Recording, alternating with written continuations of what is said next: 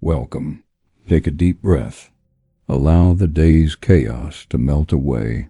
For the next few moments, we invite you not just to learn history, but to feel it. We travel not to the heat of a battlefield or the frantic rush of a revolution, but to a place of stillness, where power was measured not by the sword, but by the quiet authority of a gaze.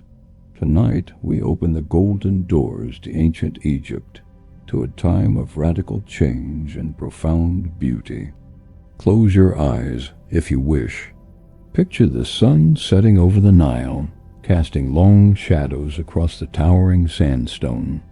We are looking for a queen, a name that echoes across 3 millennia. A face so perfect it was immortalized in stone. We speak of Nefertiti.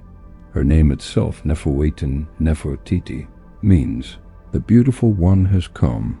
But beneath the striking symmetry of her iconic bust, the graceful neck, the serene, knowing eyes, lies a story not just of beauty, but of a queen who wielded a silent, profound power that changed the course of one of the world's greatest empires. But who was she, this woman of such extraordinary influence? And how did she manage to maintain a facade of such perfect calm during a revolution that shook the very foundations of Egyptian belief? Sound. Music swells slightly, then softens again. Chapter 1. The setting. Egypt at a crossroads. Imagine the world in the $14 century BC. Egypt, the great empire, was at its zenith, but religious life was rigid, dominated by the powerful priesthood, Amun, the chief sun god. Pharaohs, though divine rulers, were often puppets of this massive, entrenched religious machine. Life was predictable, ordered by centuries of tradition. Then, around 1353 BC, everything changed. The throne was ascended by Amenhotep IV, a young man who was anything but traditional. He was a poet, a philosopher, and crucially, a revolutionary. He wasn't interested in simply maintaining the status quo. He was seeking a spiritual truth, and right by his side from the very beginning was Nefertiti. Our first mystery is her origin. Where did the beautiful one come from? While many royal wives were established Egyptian princesses, Nefertiti's lineage is debated. Some theories suggest she was the daughter of the influential court official, who would later become Pharaoh himself. Other more romantic theories whisper that she was a foreign princess, perhaps from the kingdom of Mitanni, sent to seal a treaty. But regardless of her birth, her destiny was irrevocably tied to the pharaoh and to a transformation that would soon divide the entire nation. Sound. Soft wind chime effect. Chapter 2. The radical shift. Aten, Amenhotep IV and Nefertiti shared a vision. They believed the multitude of gods worshipped in Egypt was a distraction from a purer, more fundamental divine power. The Aten, the visible disk of the sun. The Aten was not a god with a body or a myth. It was the abstract, life-giving energy of the sun itself, a universal, singular deity. This was monotheism, the worship of one god thousands of years before it took root in other major civilizations. And the pharaoh wasn't just suggesting it. He was enforcing it. This religious revolution was breathtaking in its speed and boldness. A new name. The pharaoh renounced the name Amenhotep. Amun is pleased, and took the name Akhenaten, servant of the Aten. A new capital. Akhenaten and Nefertiti abandoned Thebes, the heart of the old faith, and built a completely new city from scratch in the desert. Akhenaten, horizon of the Aten, known as Amarna. Imagine the monumental task. They didn't just move house. They moved the entire government, priesthood, and royal court to an uninhabited desert location. The sheer will required to execute this move speaks volumes about the pharaoh's determination and Nefertiti's commitment to his vision. In the midst of this chaos, this wholesale demolition of 1,500 years of tradition, Nefertiti maintained her composure. She was not merely a ceremonial wife. She was Akhenaten's co-regent, his equal in spiritual devotion. Chapter 3. Nefertiti's unique power and presence. Look at the surviving art from this period, known as the Amarna period. It is unlike any other Egyptian art. Before, pharaohs were depicted as stiff, idealized, godlike figures. Akhenaten and Nefertiti, however, are shown as human. They are shown kissing, playing with their 6 daughters, and holding hands. This depiction of familial affection was revolutionary, emphasizing their role as the living manifestation of the Aten's life-giving light. But more significant were the depictions of Nefertiti herself. In many reliefs and carvings, she is shown performing duties traditionally reserved only for the pharaoh, smiting Egypt's enemies. She is shown in the act of ritualistically striking down foes, an image reserved solely for the king to assert Egyptian dominance. Worshipping the Aten alone, she is sometimes shown making offerings to the Aten.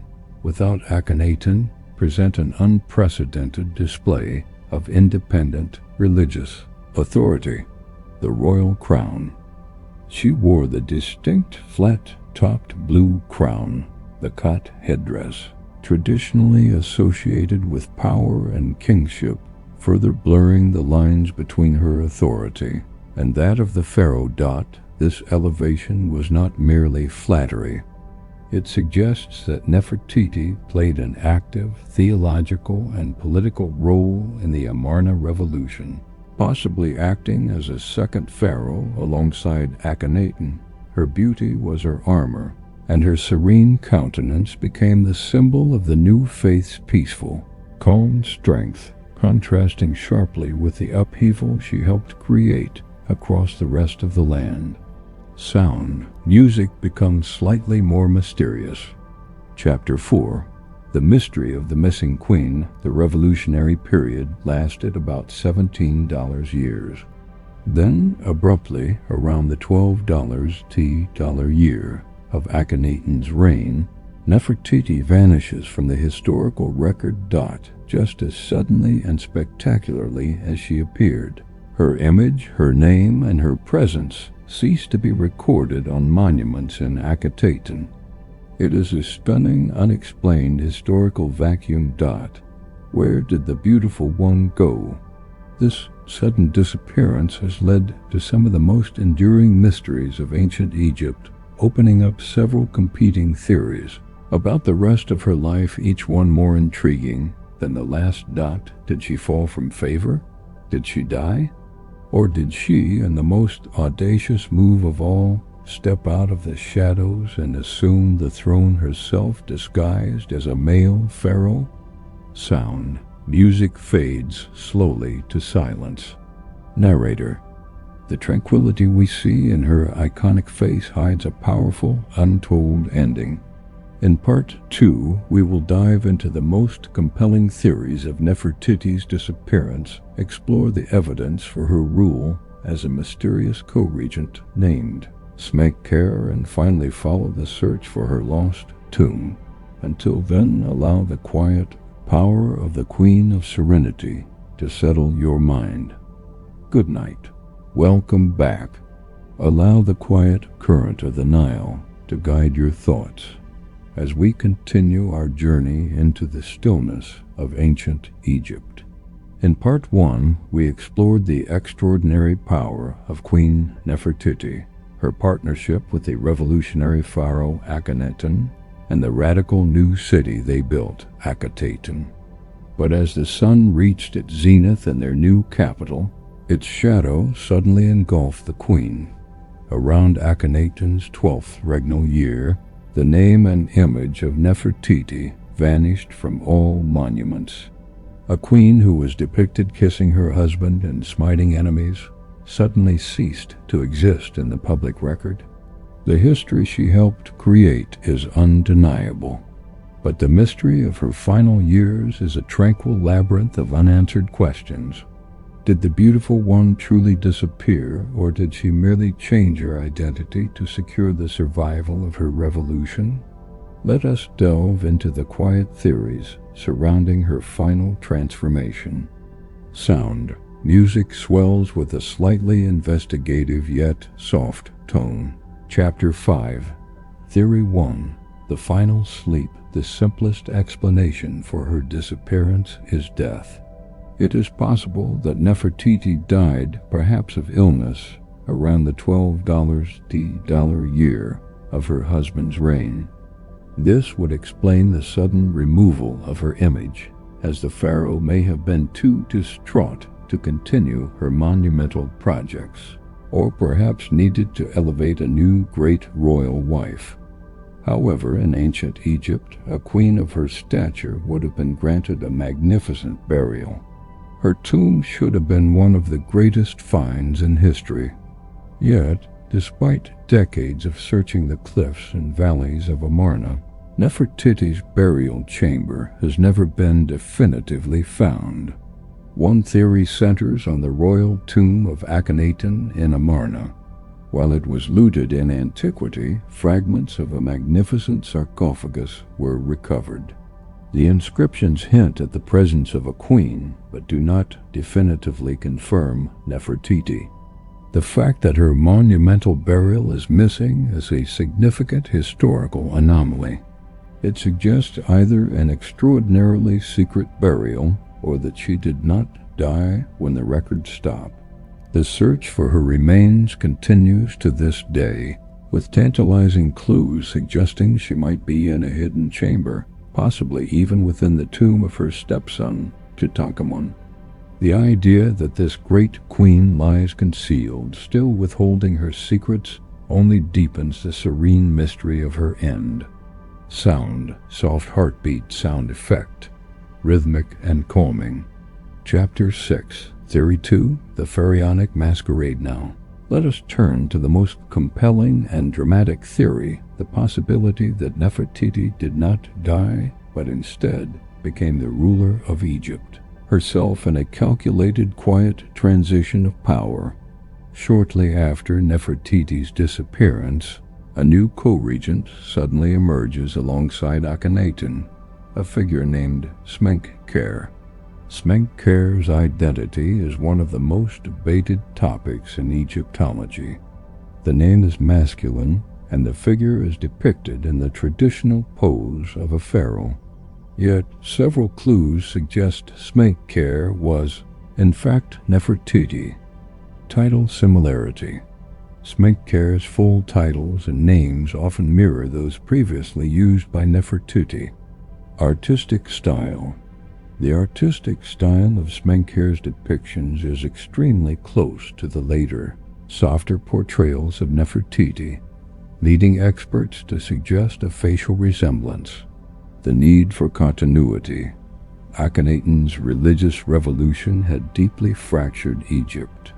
The powerful priests of Amun-Ra were waiting for their moment to strike. To maintain the Atenist faith, Akhenaten needed a successor who was not only devoted to the single god, but also experienced and powerful. Nefertiti, who had been ruling almost as his equal for years, was the perfect candidate. By taking on the masculine name Smenkhkare and the full regalia of a pharaoh, Nefertiti could ensure the stability of the throne and the continuity of the Aten cult. This was a move of profound, quiet strength, sacrificing her famous identity to save her religious vision. Imagine the queen, renowned for her beauty, calmly shedding her female identity, donning the false beard and double crown of the pharaoh, and ruling silently, powerfully, from behind a new name. A true calm before the storm. Sound. Music becomes slightly more epic, then slowly settles. Chapter 7. The Seeds of Collapse, while Nefertiti, potentially as Smenkhkare, worked to stabilize the religious turmoil. The revolutionary city of Akhenaten was already crumbling. Akhenaten's focus on the Aten had led to neglect of foreign policy, causing the Egyptian empire to lose influence abroad.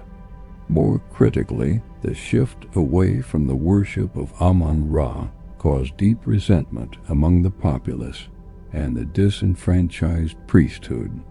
Upon Akhenaten's death, the political and religious pressure exploded. If Smenkhkare was Nefertiti, her reign was likely short and consumed by the struggle to keep the old order at bay. The revolutionary vision, which began with such calm assurance under Akhenaten and Nefertiti, was destined to fail because it lacked the patience and acceptance of the masses. The power of the old gods was simply too deeply rooted. Within a few short years, the entire Amarna experiment was abandoned. The next pharaoh, the young boy Tutankhamun, was forced to change his name to Tutankhamun, living image of Amun, marking the triumphant return of the old god. Akhenaten was abandoned to the desert winds.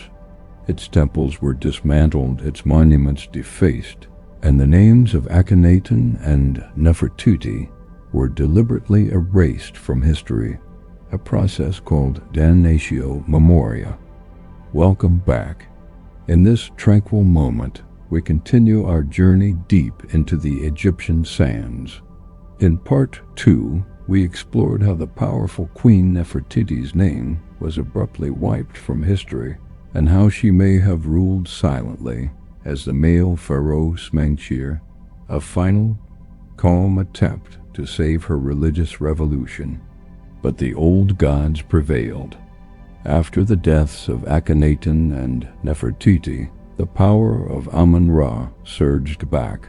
The Amun priests triumphed, and Nefertiti's memory was officially damned. Tonight we move forward to the most significant and most silent discovery of that era.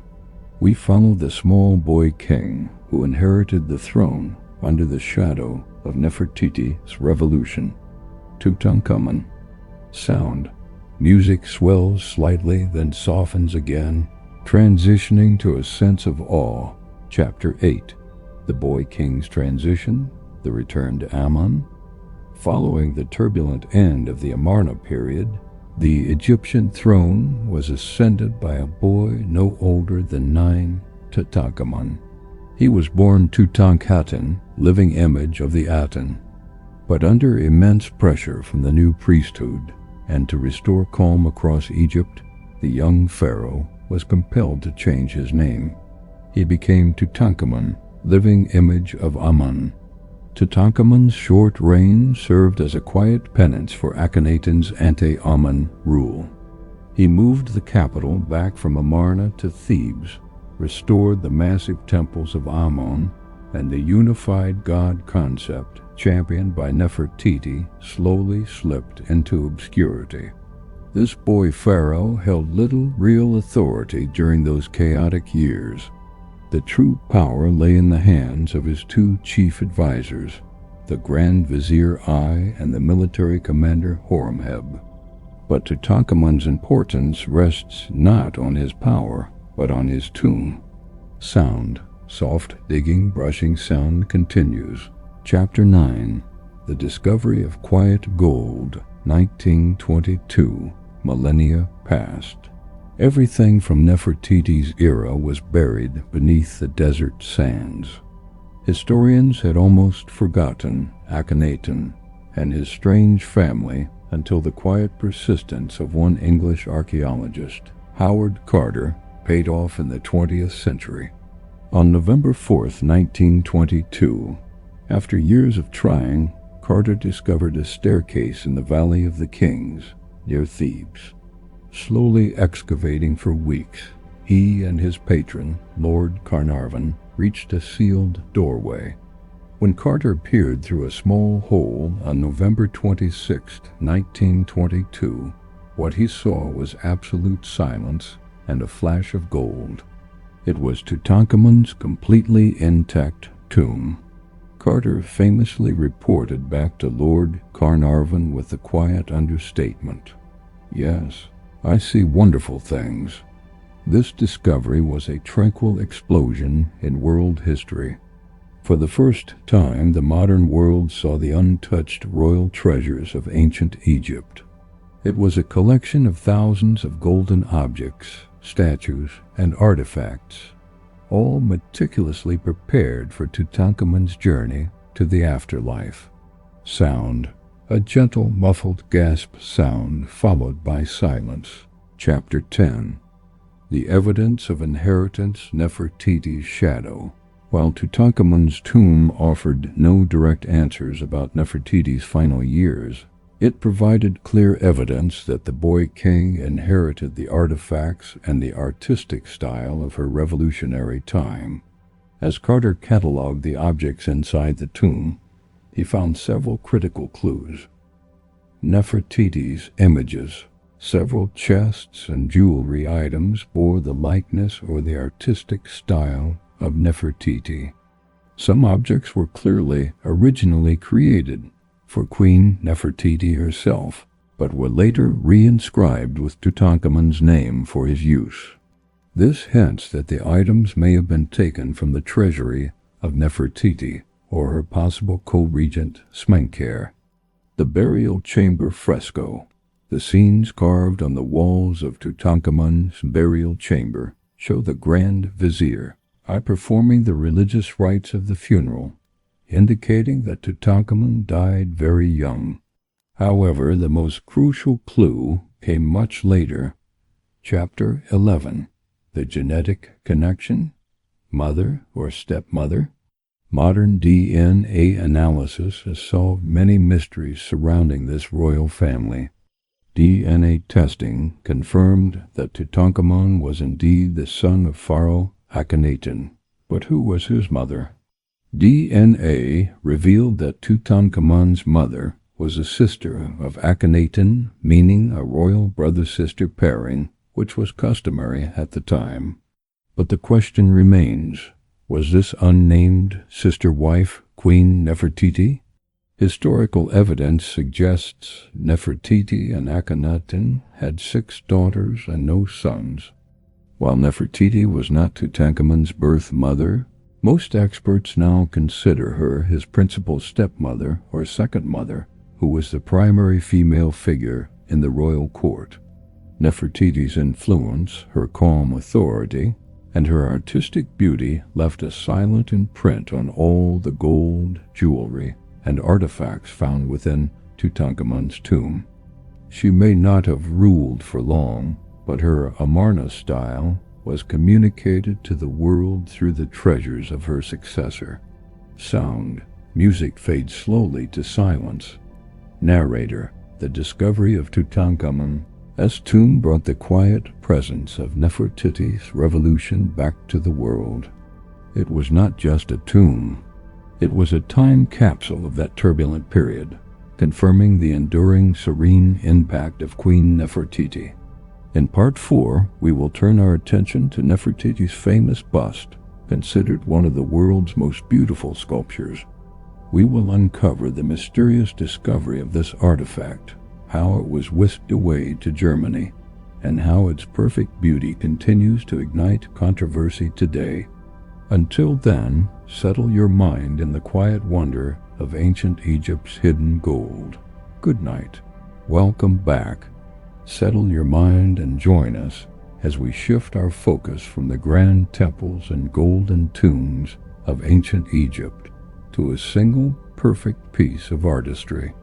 In Part 3, we saw how the return of the old gods eclipsed the revolution, yet how the treasures of Tutankhamun confirmed the enduring silent influence of his stepmother, Queen Nefertiti.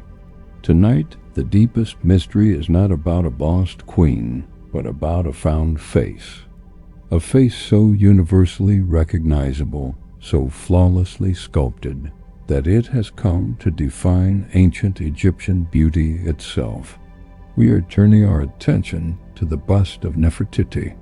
It is a portrait of Serenity, a sculpture of perfect poise. But the story of its discovery, the sudden moment it emerged from the sands, its controversial removal from Egypt, and the quiet custody battle that has ensued for over a century, is anything but tranquil. Sound. Music swells slightly, carrying a sense of intrigue and wonder, then softens again. Chapter 12. The German Discovery, 1912. The scene is set, not in the bustling halls of the royal court, but in the desolate desert ruins of Akhenaten, the abandoned city built by Nefertiti and Akhenaten. The year is 1912. A German archaeological team, led by Professor Ludwig Borchardt, was meticulously excavating the remains of the royal sculptor Thutmose's workshop. Unlike the royal tombs, this was a working space, a place of plaster, tools, and discarded materials. On December 6, 1912, within the dusty debris of the workshop, the workers unearthed a small, exquisite room. And there, sitting upright amongst discarded molds and unfinished statues, was a limestone portrait, perfectly preserved and painted. It was the bust of Nefertiti. Imagine the profound, silent moment of realization. After millennia of obscurity, the face that represented the most radical and beautiful period of Egyptian history suddenly reappeared. The bust, crafted from limestone and covered in a fine layer of painted gypsum stucco, still retained its vivid colors, the distinctive blue crown, the rich ochre skin, and the serene, almond-shaped eyes. Borchardt immediately recognized the significance, but he knew the political environment required careful maneuvering. Sound. Soft chisel and hammer sound effects fade in and out. Chapter 13. The Protocol and the Plunder. Under the antiquities regulations in place at the time, any archaeological discovery in Egypt was subject to partition. This meant that the Egyptian Antiquities Service and the excavating team would divide the finds, often splitting them by value and quantity. Borchardt, acutely aware that the Egyptian inspectors would claim this unparalleled masterpiece, executed a quiet strategy to undervalue the bust. During the required formal inspection of the finds, Borchardt presented the officials with two groups of objects. He deliberately mixed the magnificent Nefertiti bust in a group of lesser, broken sculptures and presented it in poor lighting. Crucially, he described the limestone bust vaguely in his official documentation, obscuring its true artistic and historical worth. It is rumored that he even smeared some dirt on the sculpture to dull its perfect finish. The Egyptian inspector, preoccupied with other, more obviously valuable gold artifacts from the other group, missed the true importance of the painted limestone head. When the partition was complete, the bust of Nefertiti was quietly and legally awarded to the German team. By 1913, the bust was secretly shipped out of Egypt, hidden away in a crate and bound for Berlin. The most famous face in Egyptian history had left its homeland, initiating a quiet, century-long dispute. Sound. Music becomes slightly tense and melancholic. Chapter 14. The Quiet Custody Battle. When the bust was unveiled in Germany in 1923, the world was stunned. Its perfect symmetry and tranquil expression made it an instant global icon. However, Egypt was furious. The Egyptian government realized they had been deliberately misled during the partition process. For decades, Egypt has officially demanded the return of the bust, claiming that its removal was based on fraud and deceit. The claim of fraud. Egyptian officials argue that but short, vague descriptions and presentation tactics violated the spirit and letter of the partition agreement. The claim of cultural heritage. Modern Egypt asserts that the bust is an irreplaceable piece of national identity and should be displayed in its place of origin, near the other Amarna treasures. Germany, which houses the bust in Berlin's News Museum, has consistently refused to return it. Their arguments are typically legal acquisition. They maintain that the partition was legal under the rules of 1913, signed and attested by Egyptian officials. Safety and preservation.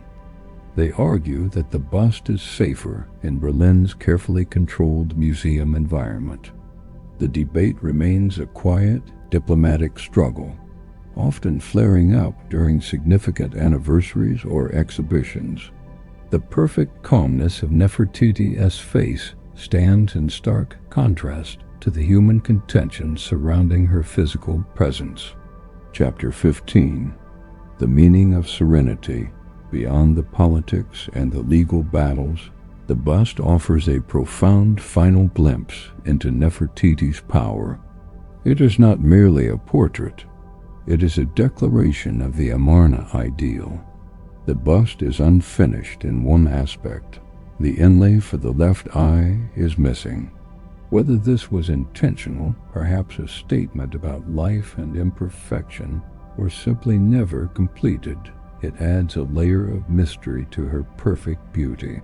Ultimately, the bust of Nefertiti forces us to confront the past not through war or conquest, but through aesthetics and faith.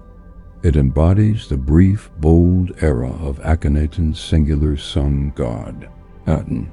It is a portrait of a queen who sought to reshape her world with a vision of calm, divine light, a vision that, though ultimately erased from the land, remains permanently etched in this sculpted form. Sound. Music fades slowly to silence. Narrator. The silent struggle for the Queen's face continues to this day. In Part 5, we will turn our attention to the fascinating search for Nefertiti's ultimate resting place. We will examine the persistent theories that suggest her tomb lies hidden in plain sight, possibly within the famed chambers of Tutankhamun, and explore the modern technology being used to solve this ancient puzzle. Until then, find your own moment of peace, guided by the enduring serenity of the beautiful one. Good night. Welcome back. Tonight, we move from the stillness of the past into the quiet hum of modern technology. In Part 4, we explored the serene beauty of the bust of Nefertiti and the turbulent journey that took her image from the dusty workshops of Amarna to the museums of Berlin. Her face is known worldwide, yet her final resting place remains one of history's greatest unsolved riddles. Nefertiti vanished from the records around the $12 year of her husband's reign. Her majestic tomb, fitting for a queen of her stature, has never been found.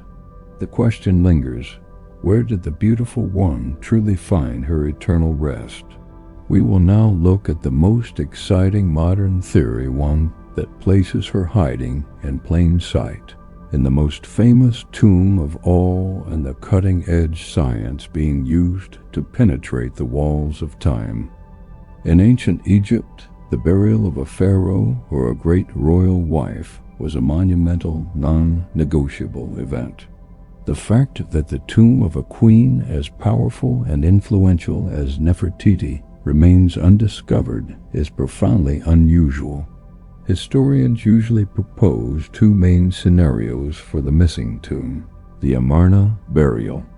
She was buried secretly in or near Akhenaten, perhaps in a quiet tomb intended for her, away from the political turmoil of Thebes. The damaged tomb. Her burial was found and thoroughly looted in antiquity, and its location forgotten, or her sarcophagus was destroyed during the official damnatio memoria. the process of erasing her name from history.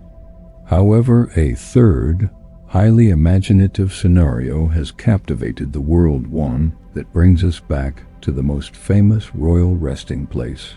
Sound. Soft, hollow chamber resonance sound effect. Act. Chapter 17. The Theory of the Hidden Chamber, KV-62. Our quiet search returns us to the Valley of the Kings, and specifically to the famous tomb of Tutankhamun, designated KV-62. In 2015, British Egyptologist Nicholas Reeves proposed a groundbreaking theory after studying high-resolution scans of the tomb walls. He suggested that Tutankhamun's tomb was not built for him at all, but was an antecedent burial, built for a queen. Reeves observed subtle features on the north and west walls of the burial chamber. Ghost doors. He identified fine, barely visible lines and plaster irregularities beneath the painted murals, suggesting two blocked-up doorways or ghost doors. The angle of the tomb. Tutankhamun's tomb is oddly small and has a layout that suggests it was merely an antechamber connected to a larger, queenly tomb complex. Reeves hypothesized that the western hidden door leads to a storage room, but the northern hidden door leads directly to the undisturbed burial chamber of Nefertiti. According to this theory, when the boy king Tutankhamun died unexpectedly young, his advisors quickly expanded an existing, unfinished tomb, Nefertiti's, to bury him hastily. The famous treasures of KV-62 may only be the first layer of gold, with the queen's treasures still lying untouched behind the plastered wall. To test this thrilling theory, archaeologists turned to science. The tools of the modern historian are no longer just picks and brushes. They are advanced electromagnetic sensors. Multiple rounds of non-invasive scanning have been performed on the walls of Tutankhamun's tomb. Ground-penetrating radar, GPR. Early GPR scans in 2015 and 2016 produced ambiguous but intriguing results. Some scans suggested the presence of voids or differing materials behind the north wall, consistent with a hidden chamber. Thermal imaging. Thermal scans showed temperature irregularities on the north wall, suggesting different thermal conductivity behind the plaster, possibly an empty space.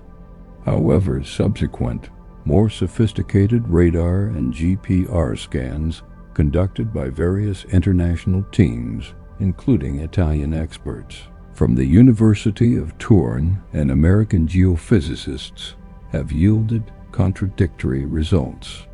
In 2018, extensive, high-resolution radar surveys concluded with high confidence that no hidden cavities or doorways exist behind the north wall of Tutankhamun's burial chamber. The previous ambiguous readings were attributed to the natural variations of the bedrock and geological features. This scientific debate embodies the serene persistence of the mystery. Technology offered a tantalizing promise of an answer, only to withdraw it, leaving the enigma of Nefertiti's burial intact. The failure to locate Nefertiti's tomb within KV-62 forces us back to the desert as quiet humility. The ultimate resting place of the beautiful one remains lost to time and sand. Perhaps the greatest lesson of the Amarna period is that power and influence are not always measured by physical monuments. While the pharaohs of the New Kingdom built massive temples and tombs designed to last forever, Nefertiti's ultimate monument is her iconic face, the perfect bust, and the revolutionary idea she championed. The attempt to erase her from history failed. Her image survived. Her influence over art and religion is undeniable, and her peaceful, regal demeanor continues to captivate the world. Her final calm act may have been to quietly vanish from a world that had rejected her bold vision, leaving only the memory of her perfect composure. Sound. Music fades slowly to silence. Narrator. The search for Nefertiti's tomb is a search for physical closure, but her legend needs no walls of stone. In Part 6, we will shift our focus entirely to the profound cultural legacy of Nefertiti. We will explore how her influence changed Egyptian artistic styles forever, and how her story continues to inspire art, literature, and films in the modern era. Until then, let the quiet persistence of the search remind you that history's greatest secrets are often hidden in plain sight. Good night. Welcome back. Tonight we move past the search for the tomb and the controversies of the museum. In Part 5, we witness the high-tech, yet unsuccessful, efforts to locate Nefertiti's burial chamber within the walls of Tutankhamun's tomb. We are left with the quiet realization that her eternal monument may not be a tomb at all, but the lasting imprint she left on art and culture.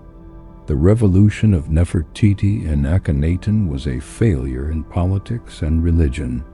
The old gods returned and their city was abandoned. Yet in one crucial area, their impact was permanent. Art. The Amarna style, forged under her serene gaze, broke free from thousands of years of tradition. Tonight, we explore Nefertiti's ultimate victory, her profound cultural legacy, which continues to influence the world today. For millennia before Nefertiti, Egyptian art was static, rigid, and strictly controlled by religious and state dogma. Pharaohs were depicted as idealized, often stiff, divine figures, powerful symbols rather than realistic people. The Amarna period, led by Nefertiti and Akhenaten, changed everything with a radical shift towards naturalism and intimacy. Realism over idealism. For the first time, pharaohs were shown with physical traits, Akhenaten with his elongated features and Nefertiti with a remarkably naturalistic elegance. This was revolutionary. Art became focused on the human body and the nuances of the face. Intimate scenes. As we touched upon earlier, royal art showed the family in private. Relaxed moments, kissing, holding hands, and playing with their children under the rays of the Aten. This shift from godlike formality to family warmth provided a unique, peaceful window into royal life. Dynamic motion. Unlike the previous static poses, Amarna art captured movement. Garments flow, figures lean, and compositions are more dynamic, bringing life and movement into the usually serene world of Egyptian stone relief. Nefertiti herself was often the central subject of this new style. Her sculptors were given the creative freedom to capture her natural, serene beauty, resulting in the iconic bust that we examined in Part 4. This style, though officially suppressed after the return of Amun, was too powerful to fully erase. When Tutankhamun restored the old religion, his name and his tomb were meant to completely reject the Amarna past. Yet the treasures found in KV 62, as we discussed in Part 3, tell a more complex story. The artists who decorated Tutankhamun's burial chamber were trained during the reign of Nefertiti and Akhenaten. Their hands, though now carving scenes of Amun-Ra, still carried the Amarna aesthetic. The golden mask, while highly idealized, the famous gold mask of Tutankhamun still possesses a subtle naturalism in the shape of the mouth and eyes, a hint of the Amarna style. The throne. Tutankhamun's golden throne is perhaps the strongest piece of evidence. Its backrest features a tender, intimate scene of Tutankhamun and his wife, Ankhesenamun, bathed in the rays of the Aten. This motif, though slightly altered, is straight out of the artistic revolution led by Nefertiti. The artistic legacy of the Beautiful One was so deeply embedded that it survived the destruction of her monuments and the official suppression of her name. It was a victory of the quiet, creative spirit over the noisy political machine. Nefertiti's story, the beautiful queen, the religious revolutionary, the powerful co-regent, the missing pharaoh, is a perfect template for modern myth-making. Her calm yet mysterious persona has ensured her lasting presence in literature, film, and popular culture. Literature and film, she is a recurring figure in historical fiction, often portrayed as a strong, intelligent, and fiercely independent woman. She features in everything from sweeping historical epics to speculative science fiction, where her advanced, monotheistic vision is sometimes reinterpreted as genius. A symbol of feminine power, in the 20th and 21st centuries, Nefertiti has become an icon of black pride and feminine power. Her distinct headdress and serene features are celebrated globally as symbols of royalty, strength, and timeless beauty. The art world. Her iconic bust is perhaps the most copied and reproduced sculpture in the world, influencing modern jewelry, graphic design, and fashion. She is proof that a powerful image can outlive the political struggles of its time. Her enduring appeal lies in her ambiguity. She is the calm, mysterious woman who changed the world and then quietly disappeared, allowing modern minds to project their own ideas of power and beauty onto her perfect face. Ultimately, Nefertiti's great legacy is the concept that artistic truth transcends historical fact. Her legacy whispers to us across the millennia, teaching us that even in the most turbulent times, when revolution fails and names are erased, the beauty and intimacy captured by art can survive. The power of Nefertiti was not measured by the years she ruled after Akhenaten, nor by the location of her final tomb. Her power is measured by the millions who gaze upon her bust today and feel a connection to a unique, calm authority that was centuries ahead of its time. She taught the world that the divine could be found in the sun's abstract light, and the political could be expressed through the tenderness of a family portrait. The Beautiful One has truly come, and she has stayed. In Part 7, our final chapter, we will bring together all the threads of Nefertiti's story, summarizing her calm revolution, her enduring mystery, and the lessons her unique life offers us for finding serenity and power in our own modern, chaotic world. Until then, reflect on the gentle, powerful legacy of the Queen who changed art forever. Good night. Welcome for the final time. In this last quiet moment, we draw together the golden threads of a life lived at the epicenter of chaos, yet remembered for its perfect composure. We have traced the journey of Nefertiti, the Beautiful One, from her sudden ascent as co-regent, through the turmoil of religious revolution, into the silence of her disappearance, and finally, through the enduring shadow she cast over art and history. We have explored her power, her mystery, and her ultimate victory.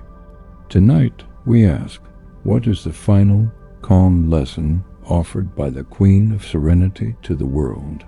Nefertiti and Akhenaten's reign was a radical experiment in power control. Unlike previous pharaohs who relied on priests and vast bureaucracy, they sought to centralize all religious and political authority into themselves and the singular god, Aten. Her power was evident in her unprecedented depiction as the pharaoh's equal, worshipping the god alone, wearing the royal crown, and performing the ritualistic smiting of enemies. This was not the chaotic display of a tyrant. It was the controlled power of a visionary. This quiet, yet absolute, authority required immense internal composure. Nefertiti had to guide a revolution that alienated the most powerful people in the land, the priests of Amun. Her serene countenance, so famously captured in her bust, was the public face of this monumental, disruptive change.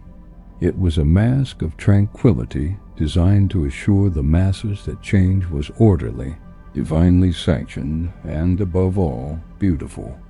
Of all the great historical figures, Nefertiti remains one of the most enigmatic. Her life story is defined by its missing pieces. Her origin, her parentage is still debated, shrouding her ascent in mystery. Her end, her sudden vanishing from records, remains unexplained. Was she exiled? Did she die? Did she rule as the male Pharaoh Smenkhkare? Her tomb, the location of her burial, fitting for a queen who sought singularity in life, has remained perfectly hidden for over 3,300 years, despite the use of modern technology like GPR. This lack of resolution is paradoxically her greatest asset. It allows her story to remain perpetually alive.